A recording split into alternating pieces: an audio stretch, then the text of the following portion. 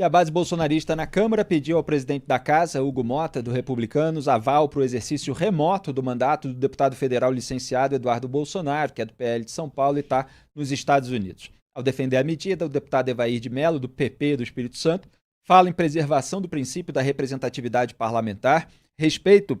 Estou com uma certa alergia hoje. Duda Teixeira. Produção, tem que, quando eu vou espirrar, tem que tirar a câmera de mim. Olha, o princípio, deixa eu ler aqui de volta o comentário do Evair de Mello, do PP do Espírito Santo, fala em preservação do princípio da representatividade parlamentar, respeito à liberdade de expressão e atuação política de deputados democraticamente eleitos.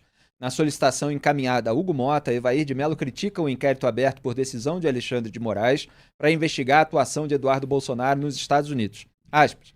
O caráter persecutório dessa medida é evidente e demonstra o uso das instituições estatais para intimidar e silenciar opositores do atual governo numa inversão alarmante de valores democráticos.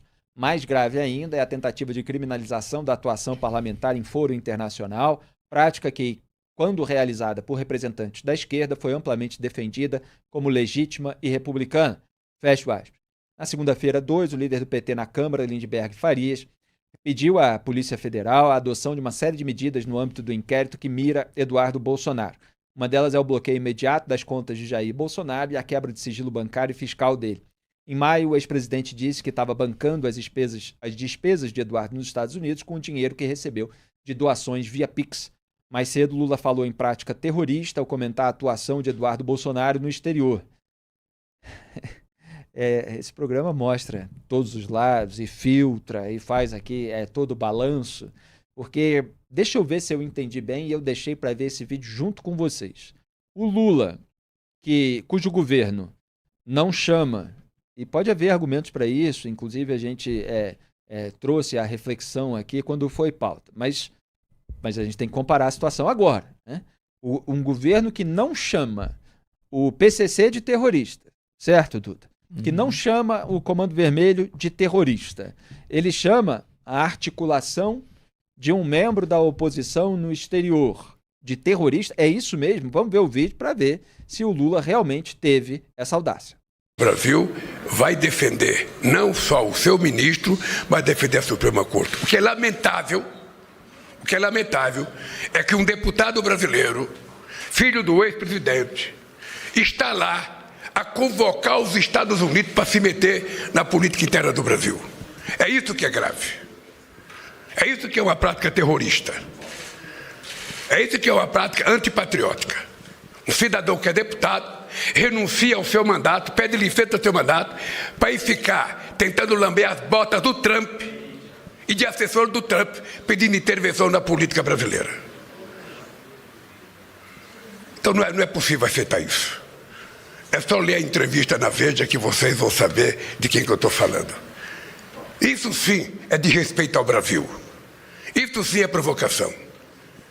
Esse cidadão pensava isso da Suprema Corte quando mentia a meu respeito?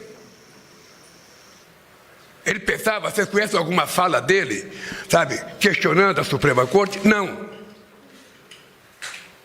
O pai dele, quando nega a justiça eleitoral, não nega os votos que seu filho receberam, só nega o dele. Não nega o voto dos senadores que foram eleitos, só nega o dele. Então é preciso que haja um mínimo de bom senso. Se essa gente pensa que vai ganhar a consciência da sociedade com mentira, é um ledo engano. Eu tenho dito publicamente, ou seja, nós temos consciência de que a verdade precisa vencer na sua disputa política, para que a gente não esteja vendo acontecer o que está acontecendo nesse país, o que está acontecendo em outros países. Esse é o Lula que foi flagrado em escuta telefônica na época em que era investigado na Lava Jato, chamando o Supremo Tribunal Federal de corte acovardada. Ele bradava, vociferava contra o STF. A gente mostrou o Guilherme Boulos em Lisboa, em Portugal, fazendo toda a articulação internacional da esquerda em defesa do Lula, que ele tenta justificar, que ele tenta legitimar, dizendo que mentiram sobre ele. Onde é que estava o Eduardo Bolsonaro, os outros e tal, quando mentiram a meu respeito? Que mentira! Que mentira, não houve nenhuma decisão judicial que tenha dito que aqueles fatos que foram apresentados como prova originalmente eram mentirosos, eram mentiras contadas sobre o Lula. O que houve, repito, no caso do triplex do Guarujá, foi a declaração de incompetência, não no sentido de qualidade, mas de jurisdição, da 13ª Vara Federal de Curitiba, depois de anos que o STF deixou tudo tramitar, foi passando de corte em corte, com condenações contra o Lula em 3 instâncias. Repito, declaração de incompetência no sentido de jurisdição. O processo foi enviado para Brasília, o Gilmar Mendes pautou o questionamento sobre a suspeição do Sérgio Moro, que ele tinha botado na gaveta e guardado na manga para caso de necessidade mais de 2 anos antes. Eu já fiz essa cronologia, tem artigo meu publicado em outro portal, Lava Jato versus Vaza Jato. Aí houve a declaração de suspeição, vários ministros indicados pelo próprio Lula, o próprio réu no caso, votaram pela suspeição. O caso voltou ali quase que à estaca zero, mas poderia ainda tramitar. No entanto, pelo fato do Lula ter mais de 70 anos, aí reduz isso aqui, se declarou extinto o processo por prescrição, término do decurso do prazo para o Estado punir o réu. Foi isso que aconteceu. Não houve sentença de que isso tudo aqui é mentira, de que os pedalinhos do sítio de Atibaia, no caso do sítio de Atibaia, por exemplo, que foi outro no qual Lula foi condenado em 2 instâncias, não eram, não tinham o nome dos netos dele, que não foram as empreiteiras OAS e Odebrecht, que reformaram, customizaram os 2 imóveis. Não tem declaração de mentira a respeito disso. O Lula fala de uma maneira genérica, já expliquei aqui essa estratégia, justamente para não entrar nos aspectos mais específicos e comprometedores a respeito do caso. E não estou nem falando aqui da questão criminal. Foi julgado e condenado em, repito, 3 instâncias no caso do triplex, 2 antes de haver as manobras processuais no caso do sítio de Atibaia, condenado por corrupção passiva e lavagem de dinheiro, porque aquelas provas que mostravam fatos históricos verdadeiros foram interpretadas como configurando crimes. E isso na análise, evidentemente, dos respectivos juízes, inclusive por unanimidade, no TRF4, no caso do triplex. Então, o Lula faz aí todo um contorcionismo para defender o Supremo Tribunal Federal, que agora está alinhado com ele. E fala até em prática terrorista, sendo que não consegue sequer chamar o Hamas, um grupo terrorista, de terrorista. O máximo que fala é que foram atos terroristas no 7 de outubro de 2023, e isso já condenando Israel pela reação militar. Duda Teixeira. A régua que o Lula usa para medir as outras pessoas é sempre se ele sai beneficiado ou se prejudica ele, né? Então, na visão do Lula, aí o STF, na época lá atrás, que o STF aprovava as investigações da Lava Jato, né? Isso já aconteceu. Todo mundo era obrigado a criticar o STF. Mas agora o STF tem aí um consórcio com o governo federal, né? Tem várias dobradinhas e jogadas que são combinadas entre o executivo e o judiciário. Aí ai de quem criticar o STF, né? Porque é isso, o Lula só quer sempre se dar bem. E aí ele usa todas as palavras, as mais duras, para criticar, atacar os adversários, né? E aí sem qualquer critério. Então aí vai genocida para lá, terrorista para cá. Não tem critério nenhum e, no fim, acaba só enfraquecendo nos momentos em que essas palavras realmente deveriam ser usadas, né? Ele acaba enfraquecendo a crítica que geralmente é feita aos terroristas de verdade e aos genocidas de verdade. Exato, sempre banalizando esses termos, como banalizava, inclusive, o próprio termo nazista, que ele associava aos seus opositores em todas as últimas eleições que ele disputou, desde a época do Fernando Henrique, do Aécio Neves, não vem de agora do bolsonarismo, e eu mostrei isso, inclusive, 10 dias depois do ataque terrorista lá em Israel. No artigo, qual era mesmo o nome, né? Para Lula e PT, nazistas são os rivais, algo assim. Ricardo Kerstmann, o que você destaca? Em primeiro lugar, Felipe, eu acho que essa fala do deputado Evair de Mello a respeito de perseguição política do deputado licenciado Eduardo Bolsonaro, vamos lembrar aquela fábula antiga, muita gente conhece, do Esopo, em que um garotinho, ele o tempo todo na floresta, ele ficava gritando para a aldeia onde ele vivia, olha o lobo, e não tinha lobo. Até que o dia que tinha lobo mesmo, ninguém acreditou, e aí já viu, né? O lobo foi lá e comeu um monte de gente. Esse tipo de coisa de ficar dizendo o tempo todo de perseguição política, como a Zambelli também fez, o problema disso é que se um dia, de fato, houver uma perseguição política, eu espero que isso nunca aconteça, ela está tão banalizada, né? Vai estar tão relativizada que ninguém vai acreditar que se trata disso. Agora, tem o segundo ponto ali da fala dele. Ele fala da tentativa de criminalização da atuação parlamentar em foro internacional, prática que, quando realizada por representantes da esquerda, foi amplamente defendida como legítima e republicana. E isso me parece bastante correto. Quer dizer, foi o que a gente apontou aqui no programa, que a esquerda fez articulação internacional e agora o bolsonarismo está fazendo também. Eu, inclusive, destaquei que, de fato, o Eduardo Bolsonaro tem uma retórica mais agressiva nas redes sociais, até a Janaína Pascoal outro dia fez uma postagem para ele baixar o tom, naquele ar mais maternalista da Janaína, como alguém de dentro, como alguém da turma, só pedindo para chegar mais para cá. No entanto, é a articulação, porque ele está lá tentando persuadir parlamentares, o governo de Donald Trump, de tomar uma medida que não depende unilateralmente dele. Vai depender dos Estados Unidos. Então, só para registrar aqui os dois pontos da fala do Evair. Diga, Ricardo.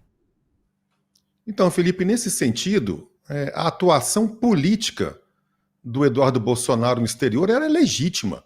Ele tem todo o direito de, ou no Brasil ou no exterior, defender as pautas e as causas que ele quiser. Ele tem todo o direito de achar que o Brasil vive sob uma ditadura da toga, que o pai dele é injustiçado, que ele e a família são perseguidos políticos. Ele pode fazer isso. Não há o menor crime, não há nada que impeça de fazer isso.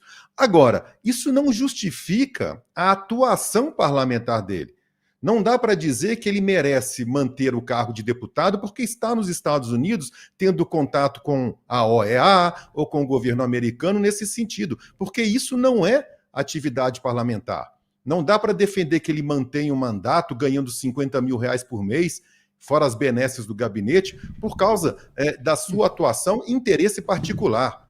Eu dei o exemplo hoje na hora do almoço, lá no meio-dia, do antagonista, dizendo o seguinte: é como se um parlamentar resolvesse estudar os meios de transporte da Suíça, se mudasse para a Suíça para observar os trens, ou o sistema bancário, sei lá, e a gente tivesse que pagar o salário dele porque está lá fora. A atividade parlamentar tem que ser exercida aqui no Brasil e de acordo com os interesses, obviamente, do Brasil. Já sobre a fala do Lula, Felipe, é de tal sorte grotesca em vários aspectos, mas dois me chamam a atenção. Um, vocês já comentaram a respeito da adjetivação de ato terrorista do Eduardo Bolsonaro. Ato terrorista, como vocês bem falaram, foram os atos, por exemplo, que o Hamas cometeu em Israel e que o Lula hoje, nesse mesmo evento, diz que se trata de vitimismo, que Israel tem que parar com o vitimismo. E outra, quando ele adjetiva o Eduardo Bolsonaro, dizendo que ele está lá lambendo as botas do Trump. Ora, se eu não estou enganado, estava o próprio presidente Lula outro dia na Europa lambendo as botas também, só que do Vladimir Putin. Exatamente, dando abraço, como ele deu ali em pelo menos 3 encontros com o Vladimir Putin, e agora dessa maneira mais repugnante, porque é atualmente o ditador que está invadindo o território de um país democrático e que está bombardeando diariamente a sua infraestrutura e os seus militares e os seus civis, que muitas vezes ficam ali no fogo cruzado ou que são alvejados diretamente pelas tropas militares russas. Só um detalhe aqui, porque o Ricardo falou de R$50 mil para os deputados, claro que foi um arredondamento retórico, mas só para trazer a informação, né? Foi o Decreto Legislativo 172 de 2022 que definiu o valor da remuneração de deputado federal, bruto, mensal, em R$ 46.366,19 a partir de 1º de fevereiro de 2025. Né? Nós estamos em junho de 2025, é esse valor que está valendo, portanto, os deputados recebem mais de R$ 46 mil, fora todas as benesses, todos os privilégios. Claro, só concordando com o Ricardo, e isso acho que é óbvio aqui para todos nós, não dá para manter o mandato de deputado federal fazendo articulação internacional. Então, assim, isso é mais iniciativa política para fazer manchete, para aderir ali à iniciativa do Eduardo Bolsonaro. Há uma mania aqui entre as autoridades brasileiras, os políticos, inclusive, de querer tudo ao mesmo tempo. Então, você quer fazer uma coisa, às vezes você tem que abrir mão de outra. E eu estava falando disso outro dia aqui no caso do Luiz Roberto Barroso. Quer dizer, quer se reunir com um empresário que tem processo no Supremo Tribunal Federal para arrecadar fundo para uma causa social, bom, só se desfaça da toga, larga a caneta. Ou você vai ser um ativista, ou você vai ser um assistente social, ou você vai tentar buscar aí um mandato de deputado, de senador, etc., para fazer alguns tipos de articulação e, evidentemente, poder ser criticado também. Mas com a toga, não dá, né? Então, muita gente quer só bônus sem ônus. Diga, Duda Teixeira. E quando o Eduardo Bolsonaro pede a licença, aparentemente ele entendeu isso, né? Que ele não ia poder fazer as atividades parlamentares, ele ia fazer uma outra coisa lá nos Estados Unidos. E aí, essa ideia do mandato remoto é um contrassenso tão grande que até ela subverte a ideia do que é o parlamento, né? Porque o parlamento é o espaço de discussão, de debate, né? Parlamento vem do francês parler, que é falar, né? A pessoa tem que estar ali presencialmente. O regimento interno da Câmara diz que as pessoas têm que estar ali, as discussões só começam quando tem um quórum mínimo ali de 10%. Então, imagina de repente debater num assunto qualquer, sei lá, celular na escola, e aí, não, mas cadê o deputado? Não, está nos Estados Unidos, sabe? Não faz o menor sentido.